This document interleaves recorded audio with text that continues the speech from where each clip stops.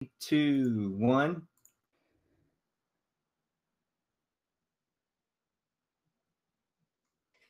Hello, everyone. Welcome to the Carolina Weather Group. This is the Wednesday, March 7th, 2018 edition of our little weather get-together, and we're happy to have Dr. Cody. He's a storm surge specialist with the National Hurricane Center. So Cody is located in warm, lovely Miami, where the rest of us, well, we're digging out of the winter chill. And talking about that, we'll bring in Peter here in just a little bit, who has experienced not one but two nor'easters, and it looks like he may have a third one coming up towards the end of the weekend. But before we do that, our live broadcast tonight, there's many ways that you can watch that. Our Facebook Live Periscope is currently streaming, or you may be watching on our YouTube page.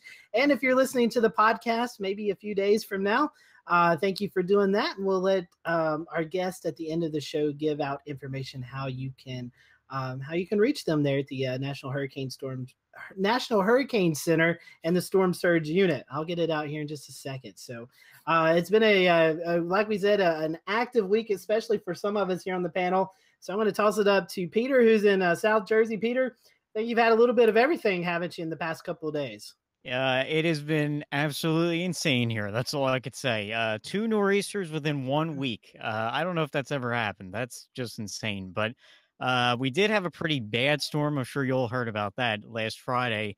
We had wind gusts 60, 70 miles an hour, especially along the coast, with a little bit of snow. It wasn't too bad, but the wind was the biggest thing. Knocked down 2 of my trees.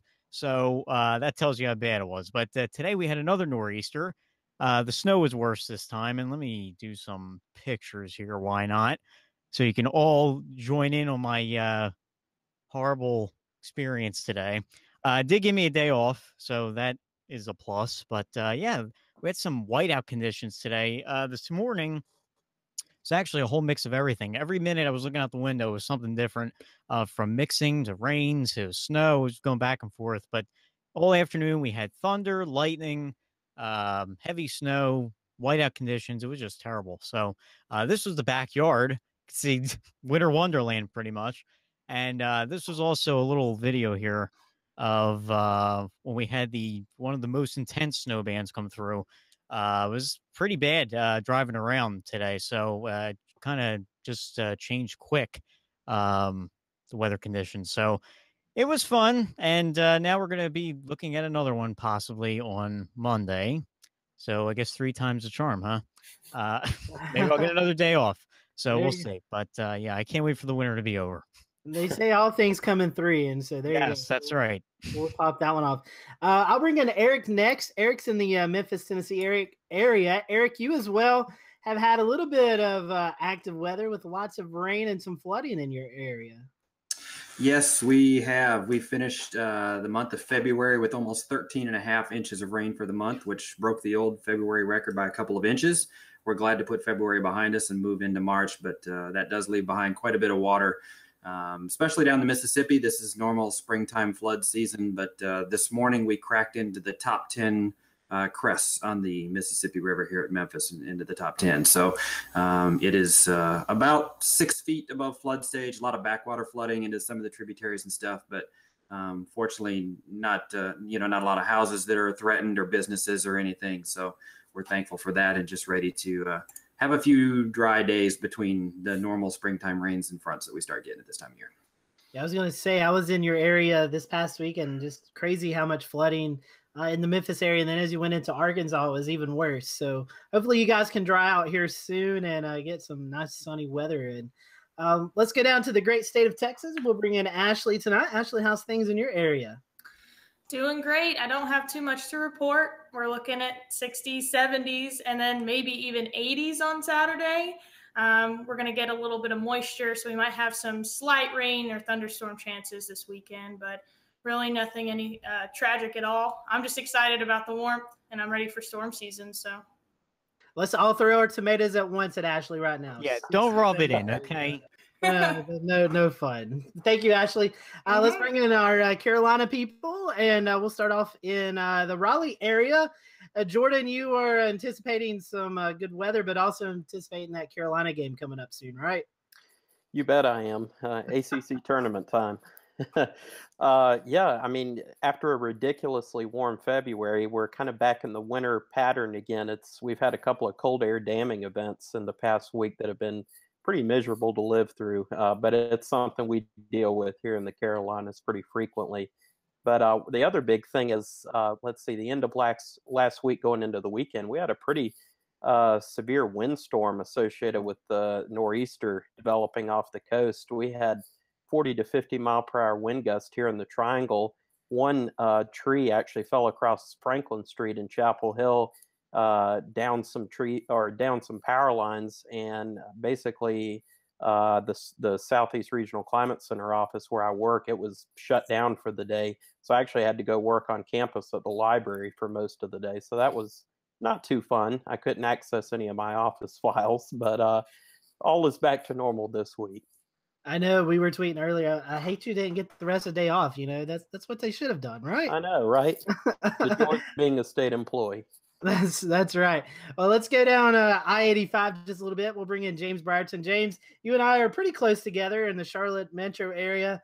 I'm wondering, is your allergy starting to bother you like mine? Pollen's in the air. You're absolutely right, Scotty, and I think I noticed it for the first time 2 days ago and almost went to the store to buy Claritin. And then I said, well, on Tuesday it's going to rain. Let's see what happens on Wednesday. Today was all right, but I think either way it's probably about time I start stocking up on the allergy meds. So I'm glad it's not just me, Scotty. Yes, it's time. 'Tis the season for that. Let's bring in our Charleston guys, Jared and Shay. How's things going down there in the Low Country? Oh, yeah. Oh, you know. Yeah. Yeah, it's we actually got some rain last night. We've been abnormally dry, to use the drought monitor term, for the better part of the last couple months, and after our fun snow event in January, back below normal. It's going to be we're dealing possibly with some frost concerns, maybe some freeze concerns further inland. Just a bit of a roller coaster. We've been getting on the tail end of these nor'easters. They've been very disappointing when it comes to rainfall, although we did get 1/10 of an inch of rain overnight, just enough to rinse some of that pollen away and excite the plants to produce new pollen. So suffice to say, lots of Flonase, lots of off-brand Claritin from Costco. You get them in the drums. You get them in bulk. 4 years worth in one thing for like $20. So I mean, it works out. But not too bad. Otherwise, nothing too crazy. And back to you, Scotty. Thanks, Jared. And I'll bring in Shay here now. I think I saw Shay a couple of nights ago on Twitter dancing around like crazy man because Charleston's going back to the NCAA tournament. No, I'm just kidding about that. But Shay, I know you was really excited about your alma mater. Yeah. College of Charleston won they won their game and they got into the tourney. So that's a big deal. They haven't been in the tourney. I can't remember the last time they were. It wasn't that long ago, but it's always 99. Exciting to see. Was it 99? Right. Okay. It was 99. So that was kind of a long time ago. Okay. Yeah. Because there was 1 year when all the South Carolina teams went in and that was a big deal. But, usually they end up making it to the NIT. Either way, it's exciting to see them make it to the big tourney and hope they do the best. Hope they win it all. That would be, the Cinderella move there.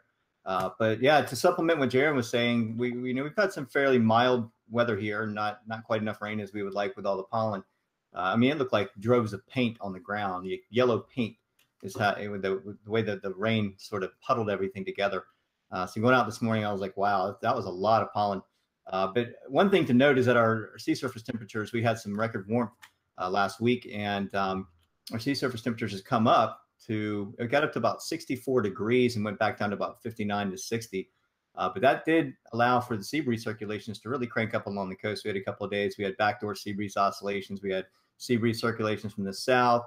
So we're seeing some winds really starting, the microclimate winds starting to sort of turn on along the coast a little bit early this year. Sea surface temperature is right about normal. But it's good to see the return of that warm weather kind of climate come back. So we'll see what happens here the next few weeks. I wouldn't be surprised to have another cold snap or two. But we thought that might happen towards the end of February, beginning of March, and we were dead wrong. So that's it's the tricky part about the Southeast, and especially along the coastline here in March. You just never know. As far as the INSO predictions, we're still on track, and the report hasn't come out quite yet. It might come out tomorrow for 55% chance March through May season, those 3 months right in there for the La Nina to fade to an INSO neutral phase, and that would go on most likely through the entire summer. So we were in neutral last year. We could have another active hurricane season this year. It's really hard to tell. We may ask our guest about this here in the show tonight, but I think for the most part, we're just kind of cruising right into a neutral phase from the Pacific, and things are really up in the air for this year. Back to you, Scotty. All right, Shay, thank you for that. Let's bring in our guest tonight, Dr. Cody Fritz with us. He is from the Storm Surge Unit there at the National Hurricane Center. Cody, welcome to the show tonight. Hey, thanks for having me. You're welcome. So as we do with our first new guest, we told you, well, no, I'm just kidding. We would like to know, though, our first question to our first time guests are, how did you catch the weather bug? What got you interested? Tell us a little bit about your weather history and a little bit about you before we go into tonight's topic. Oh, you got time for that? I'm not sure we I would say just like anybody else, started when I was young, had a passion for the weather, kind of deviated though. I started taking interest in other math, sciencey type professions, but I found it again. So, sophomore year of college, I kind of switched from engineering to meteorology, and then the road kind of took me on its own. It's kind of bumpy along the way, but eventually I found a path, did my PhD, got lucky, I guess is what you could say, and got to the Hurricane Center and kind of just took over with storm surge. I mean, my background is in tropical meteorology, so I guess it kind of works out, but I don't know. We was looking through your biography, and I noticed that you had a stint at the National Weather Service in Charleston as an intern. I did. Yeah. So as a Holland Scholar, you get to kind of pick, where you want to go for a summer internship. And I kind of just, had interest in going to Charleston. I liked what they were doing, and they were picked me, which I'm happy for. And then, made some good friends, definitely good friends. It was a great experience. Still know those guys to this day. So yeah, it was good. And that's one of the reasons why I love Charleston. So spending the summer there was amazing. Yeah. Did you work with Richard Thacker or Pete Mullen? Oh, no. Those names ring a bell? No. If they do, and I'm sorry if but they don't. That's all right. They have a few guys have been there quite a while, so that's good. Yeah, Charleston office. We love our guys here in Charleston. Is Richard? Is he a lead forecaster? Yes. Okay. Okay. I think remember him.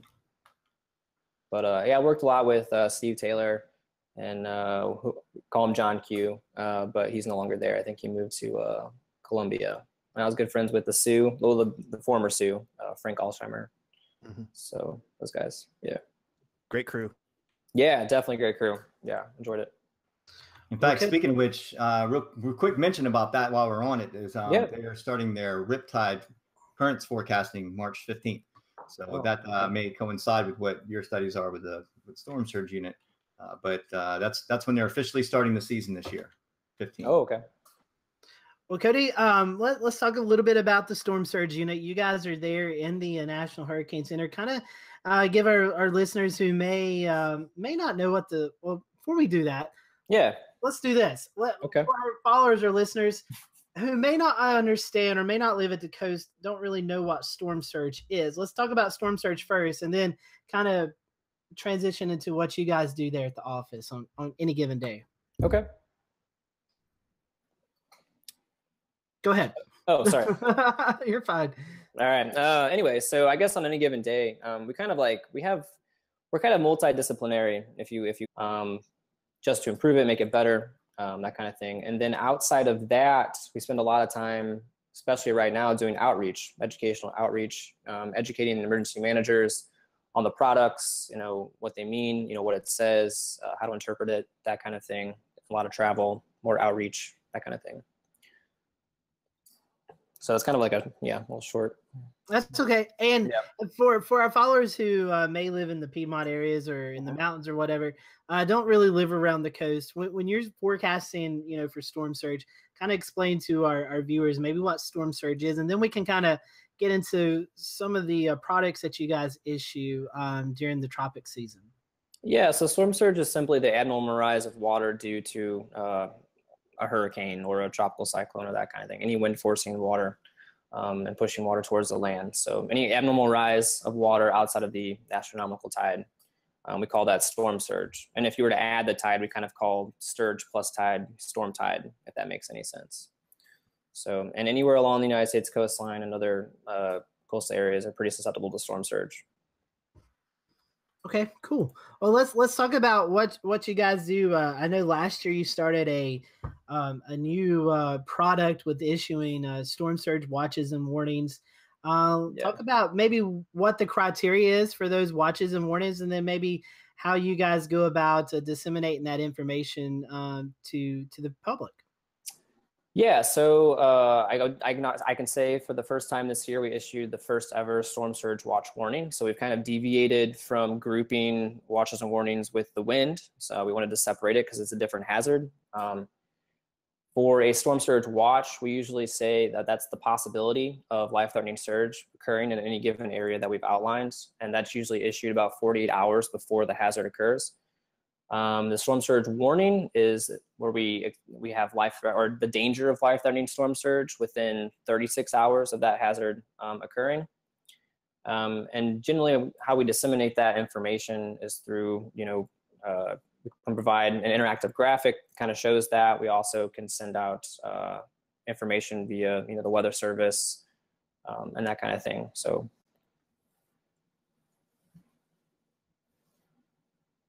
Very cool. I have to unmute myself. Oh, okay. I was like, did I lose you? No. So tell us a little bit about maybe, I know Ashley is in emergency management. So when you guys look at these products and you see these storms coming in, how do you communicate with maybe the local city and state governments and stuff like that as we're watching an approaching hurricane? Oh, yeah. So that's a good question. So in general, the best we can do is we provide the information, and we have a great team inside the Hurricane Center, the Hurricane Liaison Team, or the FEMA. And so we work closely with them, provide them with information, and they kind of coordinate with their local EMs and other emergency managers as well. We do provide briefings to local officials and that kind of thing as well.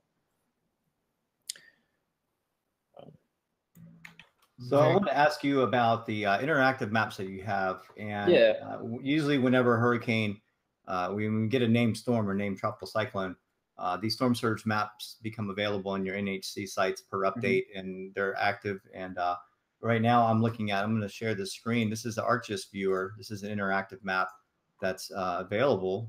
And just sort of tell us about this map and how the public could use this to their advantage. Is this something that's ongoing regardless of tropical cyclone development, or just when cyclones are developed and have been named?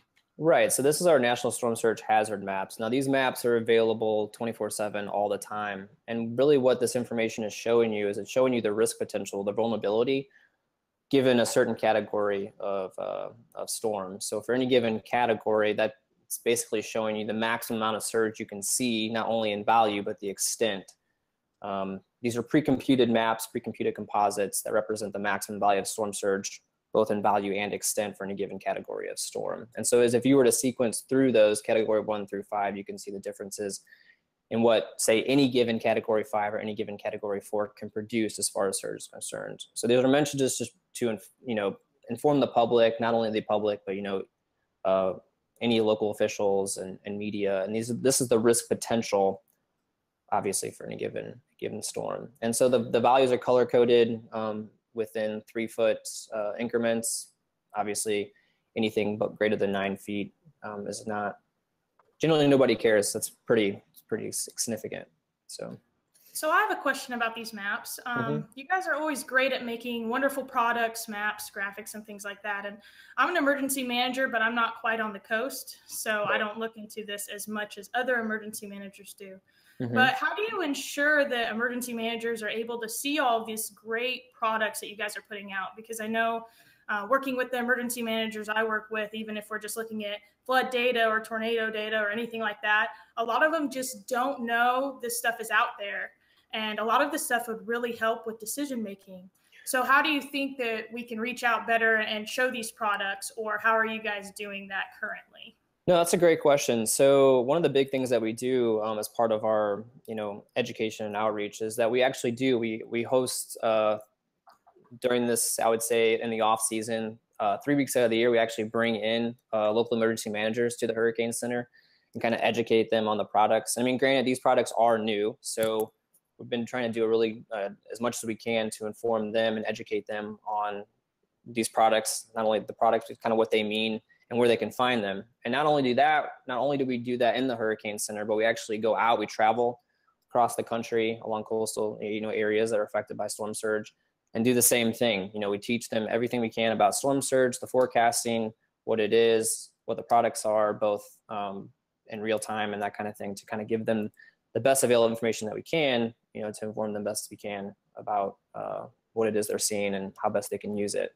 and exactly what it means. Because not always, just by looking at it without being educated on or teaching, not everybody understands exactly what's being shown. So it's important that we do our best to educate. Definitely. Yeah, that's super important. I think I heard too about the Hurricane Center potentially doing exercises with EMs also. Am I correct on that? No, we do exercises, and then we provide material as well for not only national exercises, but local exercises. We're kind of in that process right now where we run these test storms that produce storm surge, and we provide the products as if it were a real event. So just to give people more of an experience with that type of material. Oh, very cool. Yeah. And Cody, I know last year was a very active season. I know not all of the data is in yet, but just kind of an overall view. How do you think the whole process with the new watch warning process process went? And maybe I think we were talking a little bit earlier. You've got a little bit of data from Harvey that maybe you can talk about. Yeah. So overall, it was a pretty, I would say it was a successful season for the new products, but it was very impactful in general. So I think it was rough on many, not only us, but obviously the people that were affected by storm surge. I mean, if you look at the season as an overview, I mean, everywhere from the entire Gulf Coast up to the Mid-Atlantic was generally affected by storm surge in some way, including Puerto Rico and the Virgin Islands. So it was, I would say, a historic year, to say the least. As far as the products were concerned, obviously it was the first time we ever issued a storm surge watch warning, which is remarkable in itself. To separate the wind from the surge has been an endeavor for the past almost decade, and to finally achieve such goals was quite an accomplishment. And one of the great things I would say about having this new storm surge watch warning, or even the potential inundation or the flooding map that we provide as well, which became operational just a couple of years ago, with this new information, I really think this provides better information to protect people, not only that live along the coast, but to provide information to the EMs. But I think it really helps save lives in comparison to previous years. If you just go back to Sandy from 2012, you lost almost 41 people to storm surge, which was a Category 1 hurricane, right? And as far as we know, and as far as right now, preliminary results suggest that 0 lives were lost.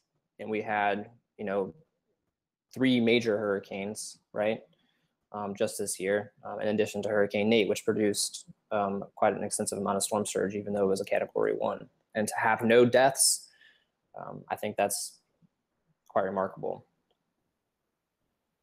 I was going to further that point, saying how wonderful of a job the NHC did with the actual forecasting of the storms this year. Very high success rate. How do you come up with your storm surge in general? Like, I know you have slosh modeling, you have different kinds of modeling that you use, but right.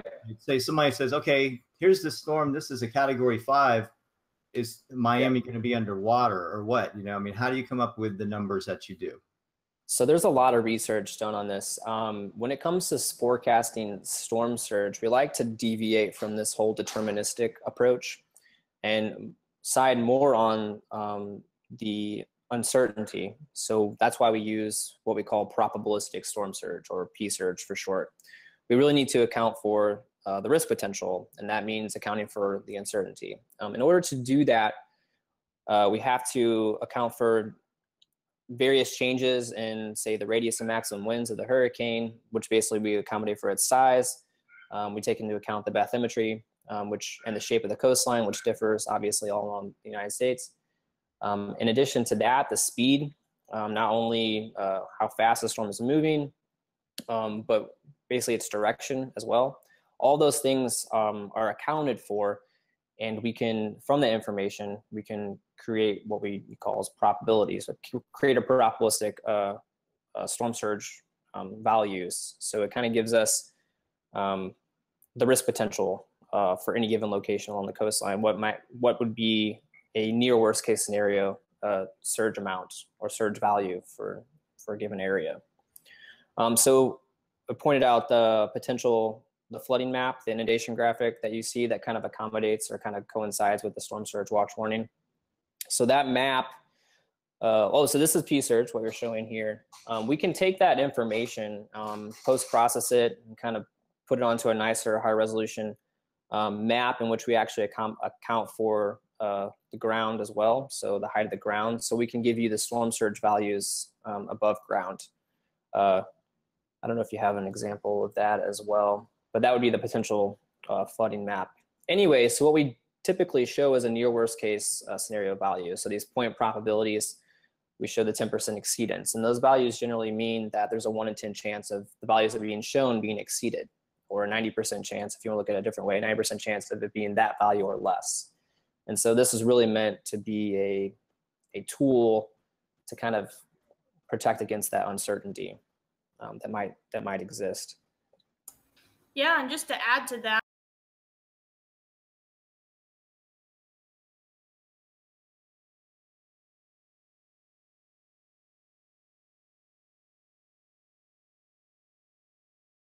down if it doesn't end up being like that. Exactly. Yeah, exactly.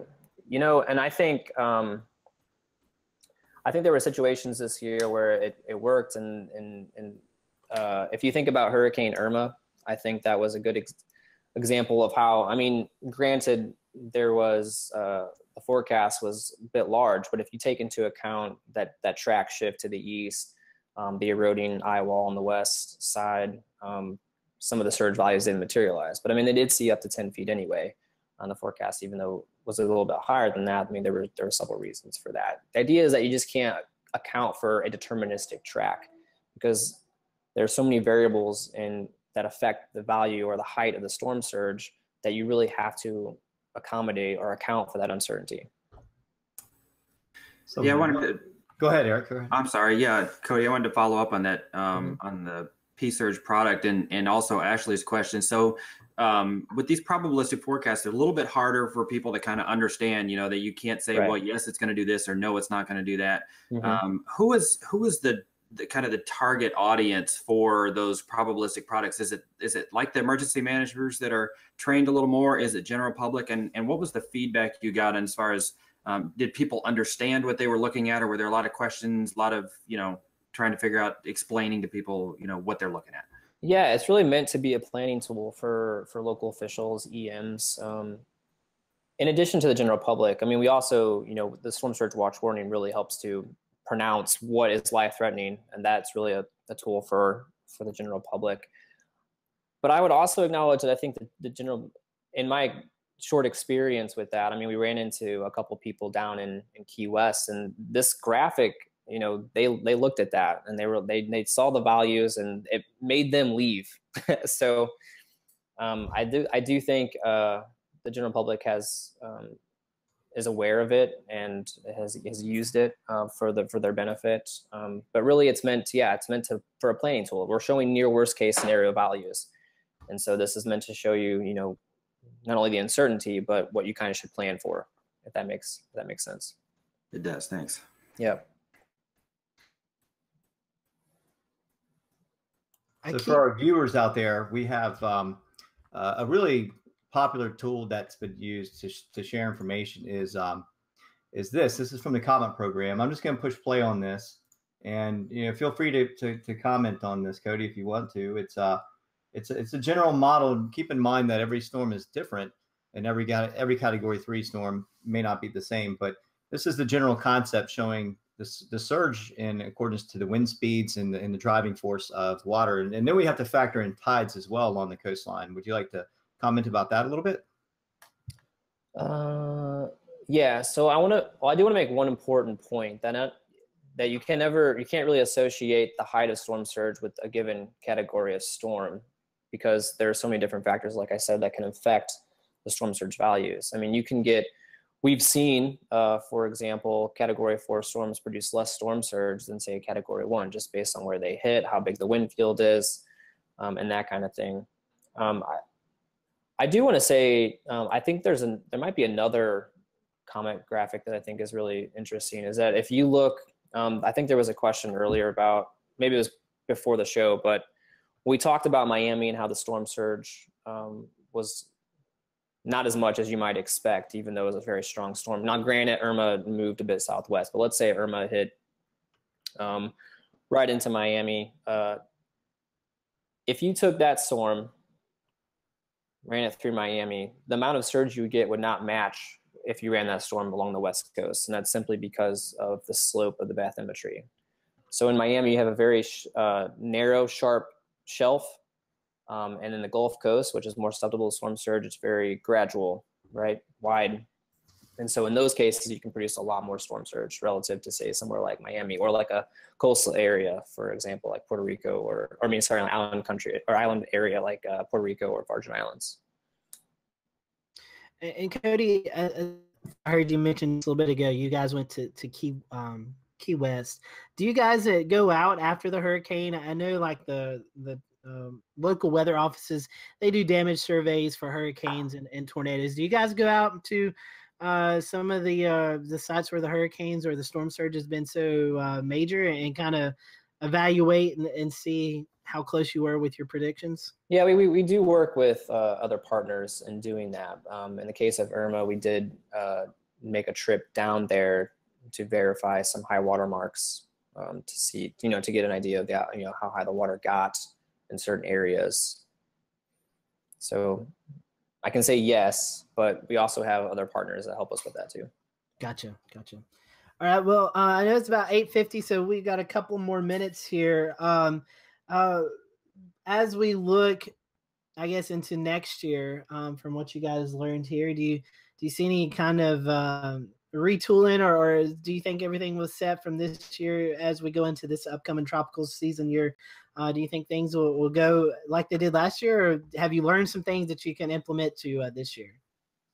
I think you always learn something, to be honest, especially after a season like that. I think we're ready for the next season, to be honest with you. The products we were able to issue on time, every time. But for the next season, yeah, I mean, I guess we're ready. We're as ready as we were for the last one, if that helps. Are these still in experimental mode, or are you pretty much everything is operational? Yeah. So the potential flooding map and the storm surge watch warning are both operational products now. So in the event that there is a landfall, 48 hours in advance, you'll see these products pop up at every synoptic advisory or official advisory. So is the new Ghost 16 being very helpful for your efforts? Definitely. If I were to speak for the hurricane specialists, I think it's been very helpful for them. And that's about all I can I can say about that. But it's been a tremendous help, I think, in identifying various aspects of the hurricane. So. All right, very cool. Well, do you guys, any of our guests or panelists, have any more questions for Cody? So, Cody, is the suite of products that you were issuing last year then going to remain the same this year? Are there any tweaks to any of the products themselves that are coming out from your unit? No, the products will be they'll look the same. So there's no tweaks, to be honest with you. We, as far as P-Surge goes, we always have to update. When I talk about when we have to account for perturbations in the tracks and the speeds and that kind of thing to create these probabilities, those are based on historical errors. So we update those every year. They're based on 5-year averages. So there'll be an update to P-Surge relative to the new errors, which then obviously affects the results in the long run. Well, if there's no changes, that must have meant that things went well. And obviously with 0 deaths attributed to storm surge this year, you guys did a great job. So kudos to the Hurricane Center and all that. Yeah, thank you. Appreciate that. Hey, have, one more for you. It has to do with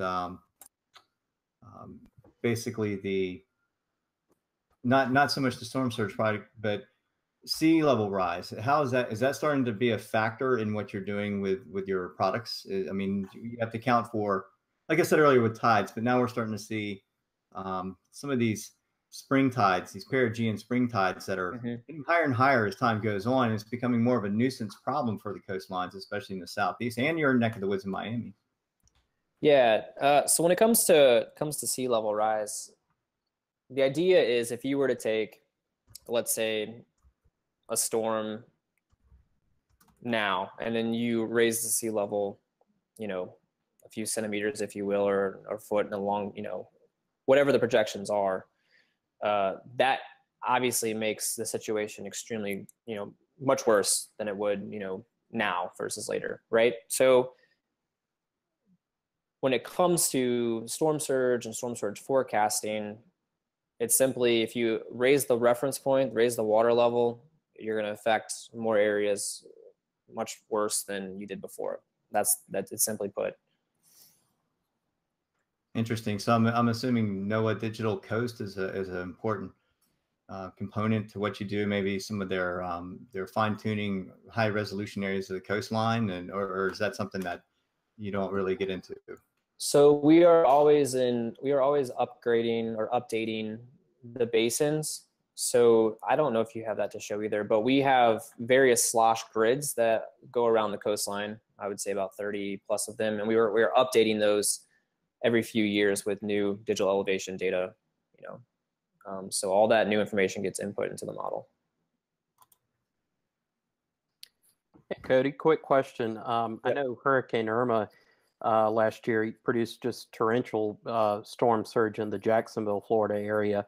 So Jacksonville's a little interesting in terms of geography, as it sits kind of inland a little bit on the St. Johns River. Is it trickier to forecast storm surge for cities that are a little bit inland and that lie along a river? When I can imagine you've got freshwater flooding adding, to the river's flow out to sea, but then you have the push of the salt water coming inland. I'm just curious about how to forecast that. Yeah, that actually is a challenge. When it comes to connecting rivers or the freshwater part with the saltwater part, we're not quite there yet, that capability. Right. And you're right that when you have that onshore flow, it kind of acts like a plug, right? It kind of blocks the river flow. And so if it's raining tremendously, say over Jacksonville or whatnot, and the rivers have to drain, it can create a lot more flooding as a result, just by stopping the water as it's trying to flow out the river. That was actually a case for Hurricane Harvey in Galveston. When you had all that rainwater trying to drain out of the river, you still had some onshore flow. So you didn't have surge so much to say as you had a lot of freshwater flooding because the river was kind of being plugged. Right. We can't account for some of that surge initially in the inlets. And so if you were just to have water coming through, like say in the St. Johns River as it wraps around, we can model flooding due to the salt water. But when it comes to the freshwater part, we can't yet connect those. Got a question from a viewer for you, Rick Iosi from down near your area near Miami. He asked, with the last nor'easter and other notable storms out of the hurricane season where storm surge occurred, allowing larger waves to come in closer to shore, there's more damage, dune recession, and flooding. If suggestions are accurate and such powerful storms are to be more common, are you also taking a look at storm surge phenomenon with these lesser events? With, say, extratropical storms? Extratropical, correct. So I can say that we are strictly with the tropical side. There's no policy yet on who can do or forecast extratropical storm surge events.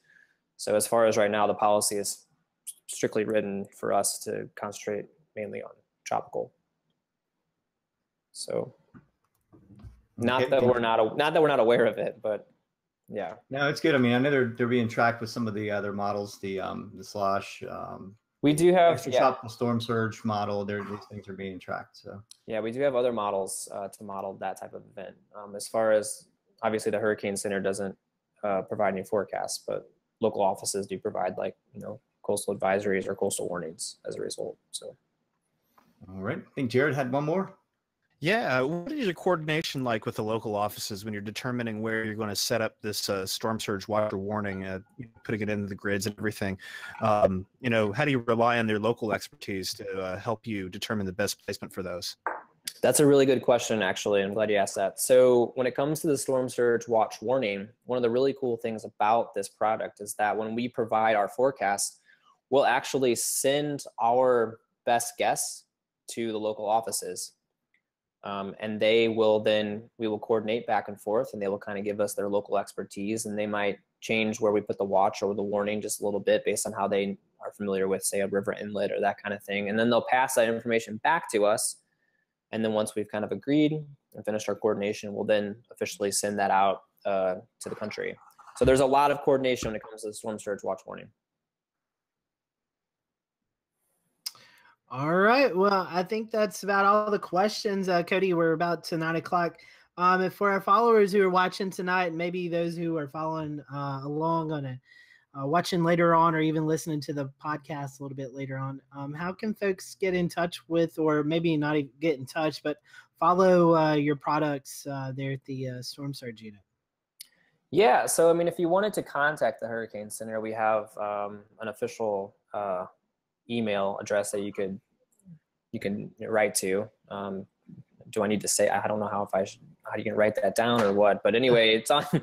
If you go to the National Hurricane Center's webpage and you go to about NHC and then how to contact us, there's a drop-down menu from there, and you can simply contact our public affairs officer, and he can coordinate any questions directly to us or to whoever is the expert on the question that's being asked. As far as the products, I noticed you guys were showing some of the educational resources, but again, on the National Hurricane Center's webpage, under educational resources, there's a drop-down menu. You can look at storm surge, and there's a list of all our products and the information about what they mean and how they're available and whatnot. So. All right. Well, cool. Thank you, Cody, for joining us. Stick around if you want to. We're going to transition into our tweets of the week, and then kind of talk a little bit about the National Weather Podcast Month going on. Okay. So I will open it up to our panelists. Anybody want to start us off with tweet of the week? Do I have theirs pulled up yet? I see everybody feverishly looking for one now. Jared was the first one up that I saw. So Jared, I'll let you take it first. And I probably stole it from somebody else. So it is what it is. It comes to us from our buddy Chris Jackson. Saw this all over the web. A few days ago with the first nor'easter. It was a bit of a bumpy ride coming into the Washington, D.C. area. This is a PIREP, the pilot report, for those of you who don't speak acronym. And the PIREP basically goes, you have the pilots are at 4,000 feet, and they're saying moderate to severe turbulence, very bumpy on descent. Pretty much everyone on the plane threw up. Pilots were on the verge of throwing up. So suffice to say, I think it was a little bit turbulent up there. In fact, one of my coworkers was on one of these flights trying to, she did 4 attempts at IAD, 3 attempts at Reagan, and then was diverted to Baltimore, 3 more attempts, and then finally got to the ground safely. So, yeah, not the it's what they train for in the simulators. So I suppose so. So there's that. But yeah, kind of crazy watching some of the crosswind videos out of there, and you really got to give it up to these pilots, and just how much they train, and just how crazy safe it can be to be flying with these folks. But just to make sure you know where the barf bag is, maybe they should start calling that out during the safety video. I did see some of those videos, and that was crazy to see that. Eric, I think you had one pulled up, so I'll let you go next. Yeah, and I'll just comment on that. If somebody made 10 attempts at 3 different airports, they had a lot of fuel on that airplane before they took off. That was it was a short hop, so they had plenty of gas. Wow. All right. I don't think we did tweet of the week last week after the GOES S launch, but I found this one to be one of the better pictures out there of our new GOES S satellite being launched out of NASA Kennedy last week. We're all very excited to see the first preliminary and non-operational images coming from GOES S, and just a beautiful picture. Just a nice evening for that to take off. And here we go. We're ready to have 5-minute imagery from the West Coast to the East Coast. That's going to be great. I can't wait. Anybody have theirs pulled up next? Yes, go ahead, James. Yes. So I'll work with that. But to piggyback off of what Eric just shared, I have an image up on the screen here. This was GOES 16 watching its sister satellite launch, and you can see it there in the thermal signature as the rocket takes off. It shows up on water vapor. It may be a little hard to see on the screen here, but essentially you can see that line shoot off the coast of Florida out over the ocean as the rocket with the satellite aboard was ascending into orbit and into space. So very nice image that was captured by one satellite as its sister satellite made its way on up into space to join it. Shout out to NWS Memphis. Absolutely.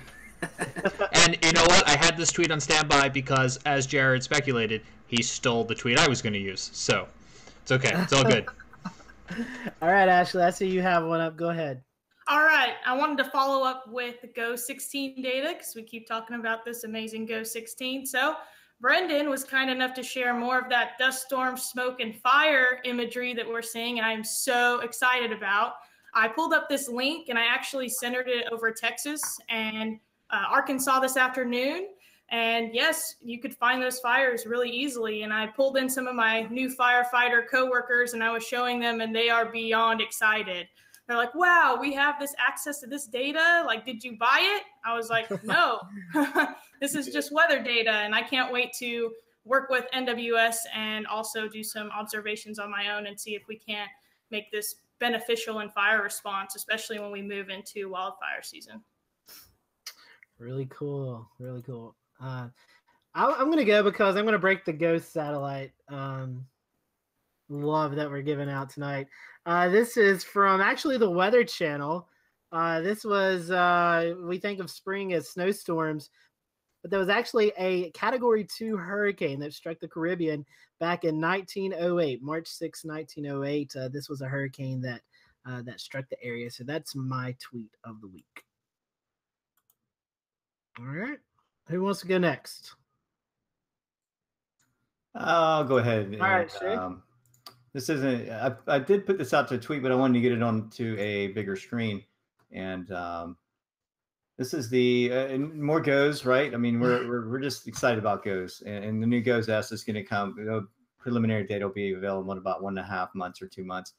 But it's just fascinating what we're able to catch now. This is the global lightning mapper. All the little colored pluses that you see on the right side are part of the warm sector over the Gulf Stream and the warm waters of the Gulf Stream where there's thunderstorms along the cold front. And what's fascinating is you see all these little pluses over here inland along New Jersey, and those are thunder snow lightning strikes. So we're starting to see some really interesting things with the global lightning mapper that we couldn't before. I think some of the radar that we got through radar scope was able to detect some of that, but now the global lightning mapper is catching that now. And just fascinating to see that kind of thing going on now, where we can differentiate one from the other, one from the warm sector and one from the cold sector. And just fascinating stuff. You know, we're really looking forward to seeing more of this, and also with the GOES S over in the Pacific side. So back to you, Scotty, whoever's next. All right, Jordan, I'll let you go up. I see you have yours pulled up. Yeah, I've got one to piggyback off of Shay's. So unfortunately, one of those lightning strikes from all the thunder snow that we've had, a middle school teacher in Ocean County, New Jersey, was struck. And she's okay, thankfully, according to this tweet. She's in stable condition at the local hospital. But yeah, lightning is still lightning, so you got to be careful if you're out there enjoying the thunder snow. Definitely. Watch out, Peter. Be careful. Yeah. I saw that today. That's not good. Oh, and the plow truck's coming around right now. How about that? Breaking news. Anyway, let's show you some of that precipitation we had going on here today. There's a tweet that someone posted. You can see on radar scope. Look how high these precipitation rates were today. This was right near me, actually, and I got hit with one of these bands this afternoon. It was coming down pretty good. So I feel really bad for whoever was driving around today, because visibility must have been really, really bad. But can see anywhere from 61 to 64. So it was really not good. And you could see why we had lightning and thunder too, because storm was really intensifying off our coast today. So it was fun, but yeah, Monday hopefully won't be as bad. We'll see. Peter, I couldn't even imagine. I mean, we've never had a snow like that here in Charleston. We've gotten fog so thick that you don't know where you are. Like, you have to remember the count of traffic lights because you can't even see the full scope of the intersection you're in. You're just like, all right, what light am I at? Where am I at? What street? Now they've got road signs hanging on the traffic lights, but back then they didn't. Last time I saw it. But when you get snowed out events, whiteouts, what do people do? They just sit in their car and wait? I mean, do they call 911? I mean, how is the response to that? Yeah. I actually saw somebody on the side of the road today when it started coming down because it pretty much just switched all at once. So kind of came as a surprise for everybody because I think a lot of them thought it wasn't going to switch over that fast or wasn't going to switch over at all today. It was just going to stay as rain or maybe a mix. But yeah, there was a lot of accidents. A lot of people just pulled over today because just hit all at once. So we're kind of used to this kind of thing, but it doesn't happen that often. We get blizzards more than we get this kind of stuff. So people just don't know how to drive and they act like idiots. And, I'm sure that happens in every state, but you think we'd be used to that. But no, they just drive like idiots. By the way, Peter, it's snowing behind you right now. Yeah, I see James has put a great background behind me. I look like I'm floating in midair, so it's all good. It's not over with yet.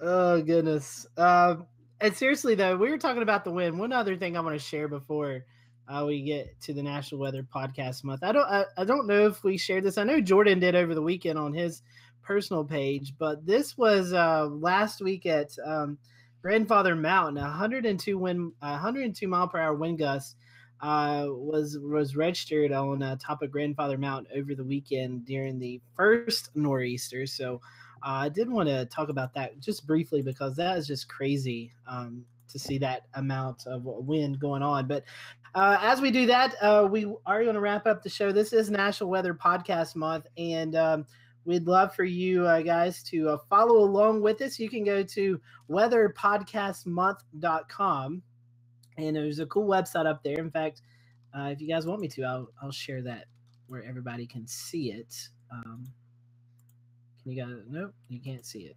All right, here we go. Now we can. Now you guys can see it. So it's nationalweatherpodcastmonth.com. This is all the participating podcasts, Weather Brains, AMS on Air, In the Elements, the Weather Junkies, Ice Station Houseman, Weather Hype, What Is It About the Weather, Stormfront Freaks. All of us have come together for the month of March. This is the second annual Weather Podcast Month. And so go visit some of our friends and tune into their podcast. There is a schedule button up here that you can click on, and you can find out what the other weather podcast folks are talking about this month. So my internet's being really slow now. But anyways, you can go check out weatherpodcastmonth.com and feel free to go follow all the other podcasts on Twitter and Facebook and interact with them and tell them we here at the Carolina Weather Group sent you. And Shay, I know you have been in the email thread with me. Is there anything else I'm missing about Weather Podcast Month? I think we're going to be doing some audio snippets for Severe Weather Awareness Week and just general weather safety tips. And so be on the lookout for those as well. We'll be sort of peppering those throughout the month in our Facebook feed and also on Twitter, where one of us, probably myself, maybe James, I'm not sure, Ashley, whoever else, some of us will be volunteering to read a few snippets out of some scripts and just to pass on some weather safety tips for everyone out there. And I think that's about it. We're just, these guys do a great job, Phil and Min, and those guys do a great job putting this together every year. So second year, by the way. First year went really well. And so, yeah, we're looking forward to finishing out the month. We have some great guests lined up for the rest of the month. Yes, sir. Shay, next week we have Jonathan Erdman on from the Weather Channel. He'll be our guest. As we go to the next week, it's the Weather Junkies as a part of National Weather Podcast Month. the Weather Junkies will be joining us, and we're going to kind of just talk about weather on that show. And then we close out the end of the month with Todd Lindley from the National Weather Service office in Norman, Oklahoma. We're going to redo the forecast and wildfires show, since the last one Todd was on, the internet kind of crashed in his region. So we're going to have Todd back on to finish his show. But that's it for the Carolina Weather Group. We appreciate you listening tonight and following along. Make sure that you follow us on Twitter and Facebook, and that you are downloading our podcast either on Stitcher or TuneIn Radio, the Apple Store, or even your Google Play Store. You can find Carolina Weather Group there. And as always, if you have any specific topic or guest you would like for us to talk about, shoot us a message and we'll do our best to get them on the show. So for everyone here at the Carolina Weather Group, we hope you have a great weekend. Stay safe out there. Stay warm. Peter, good luck, buddy. We're thinking about you over the next few days. Just think, spring is only a few weeks away. And it can't get here fast enough. That's right. Go enjoy a hot Cinnabon. That'll make it feel better. Yeah. Everyone have a great weekend, and we'll see you here next Wednesday night on the Carolina Weather Group.